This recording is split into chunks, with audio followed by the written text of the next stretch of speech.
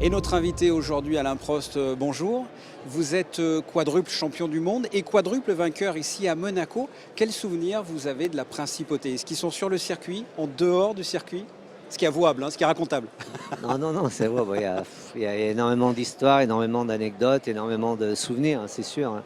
C'est c'est le circuit, je dis circuit plus que Grand Prix, sur lequel je suis venu le plus souvent dans ma vie. Parce que j'ai commencé en 77 ici en Formule Renault. Et à part, je crois, une année ou deux où je ne suis pas venu, depuis 77, je suis venu tout le temps, dans des rôles différents. Pilote de F1, bien sûr, Eh directeur oui. d'écurie, consultant, commentateur TV. On s'est vu l'année Et puis dernière maintenant d'ailleurs. avec Renault, donc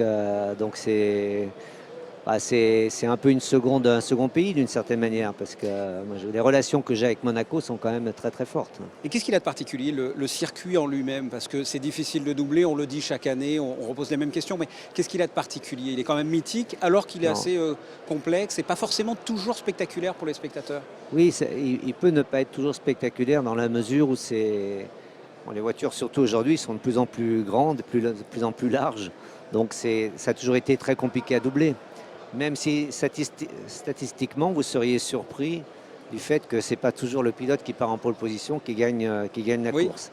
oui. Et donc, mais ça reste, oui, un Grand Prix qui peut avoir des dénouements incroyables. Je me rappelle d'une année ou deux, là, il n'y a pas de si longtemps, où c'était une procession, puis d'un coup, ça s'excite, et puis à la fin de course, pendant 15 tours, ça devient de la folie.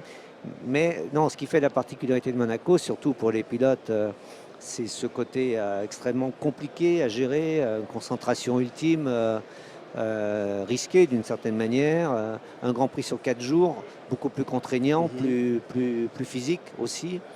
Et puis pour tout ce qui est pour les équipes, par exemple, c'est des contraintes incroyables, ne serait-ce qu'en termes de logistique, d'organisation. Et pour le public, un Grand Prix qui se passe autant sur place qu'en dehors, sur les bateaux, dans les hôtels, dans les réceptions, etc. Donc ça fait un événement incontournable, quoi. J'ai lu que, vous allez me dire si c'est vrai, que votre passion a démarré dans le sud-est, à Antibes, sur le parking de la Siesta, quand vous Ouais, avez fait du karting, c'est vrai? C'est ici que exactement. ça a démarré? C'est ici, et le premier Grand Prix que j'ai vu, alors je me rappelle jamais, c'est 68 ou 69, avec mes parents, puisque mon frère, c'est mon frère qui était passionné par la course, il nous a amenés là, et j'ai vécu, c'est l'année où Johnny Servos-Gavin s'est Mhm. craché avec la tirelle à la sortie de la chicane du port. Mhm. Et donc les experts me diront si c'est 68 ou 69, je ne me rappelle pas. C'est pas ça qui m'avait donné d'ailleurs le Ouais. vrai déclic. C'est un tout petit peu plus tard, justement, karting à la siesta, en conduisant. Et là, je me suis dit, j'ai vu une étoile et je me suis dit, bah, c'est mon C'est ce que truc, je ça. vais C'est ce faire. que je vais faire. Un mot sur les pilotes actuels, qui vous impressionne? Alors, je trouve déjà qu'on a une génération de jeunes pilotes Mhm. extrêmement talentueux, très matures pour leur âge. Alors, bien sûr, c'est Max Verstappen, c'est Charles Leclerc, bien entendu. Oui, étant la télé de Monaco Info, ça m'arrange, c'est très Non, pour non, ça. mais bon, c'est évident. On va dire que c'est les deux que l'on montre aujourd'hui comme les pilotes de demain. Ils ne sont pas encore champions du monde, mais ils ont gagné des courses.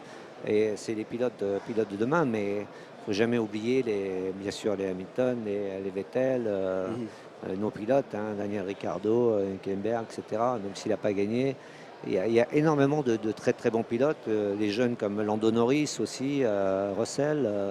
Qu'on ne voit pas encore, parce qu'il faut aussi la bonne voiture et la bonne équipe. Mais on a une bonne cuvée de très jeunes pilotes. On parle d'Alain Prost juste 2 secondes. Quelles sont les autres passions d'Alain Prost en dehors du sport automobile?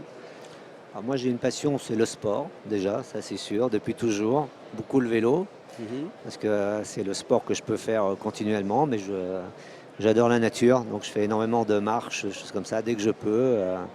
Mais un peu le cinéma, beaucoup l'art aussi, donc des choses que je ne partage pas. Enfin, c'est vraiment des choses pour soi-même. Voilà, mais le hobby du sport est quand même bien ancré dans ma vie. Dernière question que je pose très souvent, est-ce qu'aujourd'hui, actuellement, vous êtes un homme heureux? Je suis heureux parce que là, je viens de voir le film La Légende, qui a été Ouais. projeté là Qui a été encore coproduit par pour notre chaîne d'ailleurs. la deuxième fois en quelques mois.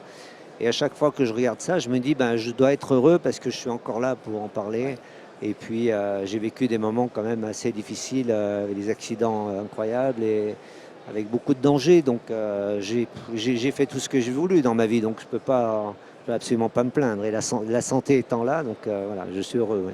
Alain Prost, merci d'avoir répondu à Merci à mes vous. questions. Merci.